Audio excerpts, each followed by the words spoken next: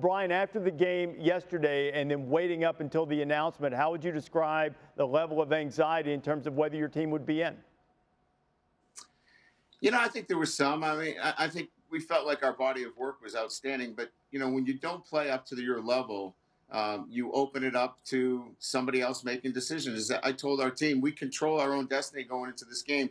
If you don't play up to your level, you don't control your destiny anymore. So we knew that our destiny was no longer in our hands, but our body of work was outstanding. We had some really good wins. The number one team in the country played great football all year, beat a very good North Carolina team, and just didn't play with the same edge against a very, very good Clemson team. And by the way, if you guys didn't know this, Trevor Lawrence is pretty good. 1'6" in white, not bad ball player. I tell you, when 16 and with the orange britches comes out there, it can be problematic for just about anybody. NFL teams are going to find that out next year too, I think, Brian.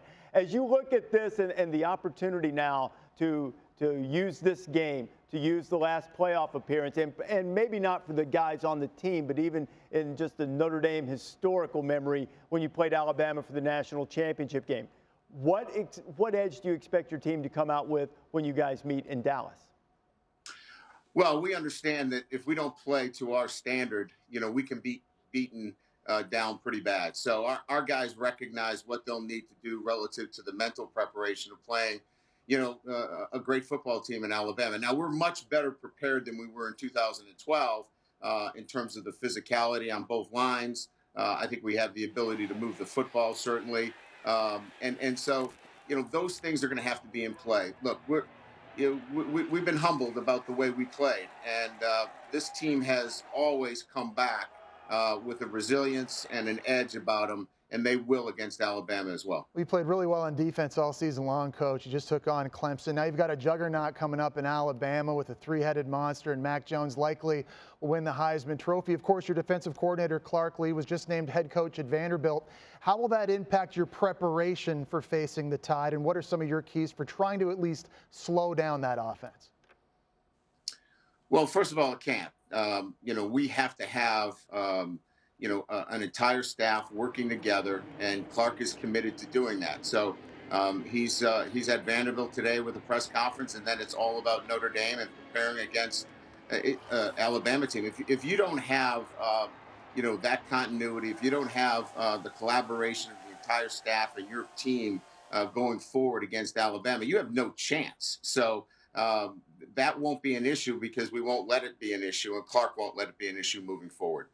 Coach, I know you had a chance to see Nick Saban 2012 season, the 13 postseason, and I know everybody admires that program. What did you learn? I know that was a tough night, but what did you learn walking off the field that night to help you realize changing some things internally within your program to say, okay, this is the bar right here. This is where we need to go that maybe can help you this time around when you get ready to prep for them?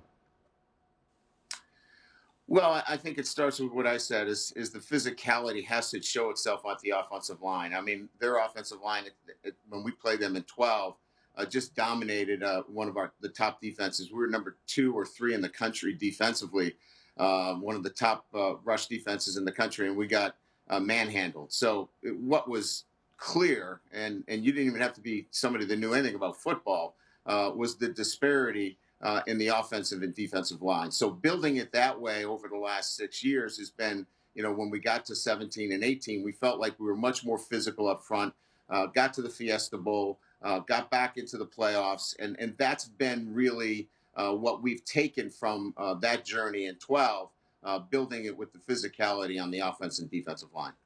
Well, Brian, you're going to the Rose Bowl, but not to Pasadena. Game gets moved to Dallas. I love the Rose Bowl. They're good. I know you do. They're going to be able to be fans there, or at least the families for sure, and then local guidelines will dictate how many people are actually in the stadium. What do you think that is like? What will that mean to your team in terms of having the opportunity to play in the playoff in front of their loved ones watching? Yeah, just so excited that that everybody that's involved understands how important that was, and to make the decision. We're grateful for the Rose Bowl to make that change. I know it was difficult. There are a lot of things that go along. There's television, and I'm just really grateful that everybody was able to sit down, think about it, that this makes sense to get the families to the game. It wasn't really about the fans, because our guys have done well without fans. This is really about the families. And again, extremely grateful that we'll be able to have the families for all of our student athletes.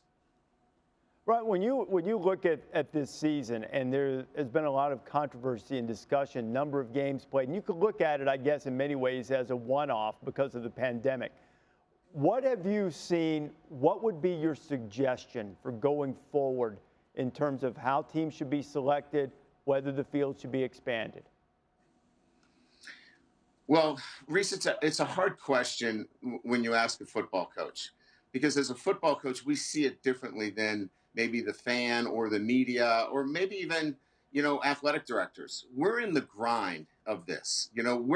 We're with the guys each and every week. We're testing every week. We're getting over to the building. We're going through training. We're making sure what injuries that we have to manage, who's out, who's not out. And when you do that over a much longer period of time than somebody else, you just look at it differently, and not in a way that is disparaging, but as a football coach, you view it differently. And so that's the narrative that is different. If there were 13 football coaches in that room making a decision, I'm going to tell you it would be a different decision, but it's not. And that's fine. But that's why you get varying opinions on this relative to the amount of games, because we just see it from a different perspective because we're in the grind every single day with these guys. Okay, Brian, well, let me ask you about that. If there were 13 coaches in there, what would be different about this field? I think we see games matter. We think that the amount of games that you play certainly do matter, because you can be a different team in week 7, week 8, week 9, week 10, week 11. And you can be fresher as a team. There's different things that come in when you don't play as many games. And so I think if you're asking football coaches that question, it would take on a different life. Hey, Brian, what you had to overcome and what all coaches had to overcome, you guys have been through adversity your whole lives. You build your program on overcoming adversity. How will 2020 stack up in everything? Obviously, it's unprecedented. How would it stack up in anything that you've ever had to deal with as a coach? Nothing compares to it. Nothing. But I will say this. What we take away from this as coaches that have gone through this is the resiliency of the student athlete and what they are capable of handling, and what they can do from a discipline standpoint, what they can do from an attention to detail.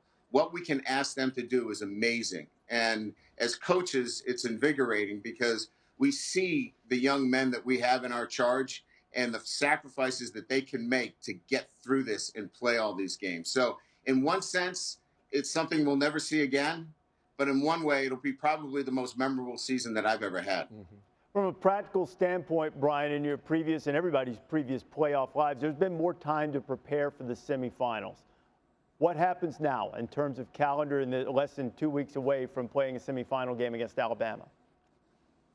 Yeah, so, we run right into the holidays, which generally, Reese, you allow your team to go and spend some time with your family at this time. You release them, let them go home for a few days, bring them back. We can't do that. We've got to keep them in our quasi-bubble situation, so they won't be with their families through the holidays. We'll try to do the best we can in creating a holiday atmosphere around the football building here. So a little bit more difficult during these holidays, but well worthwhile. And they'll tell you right now that they're willing to make that sacrifice to be in the playoffs.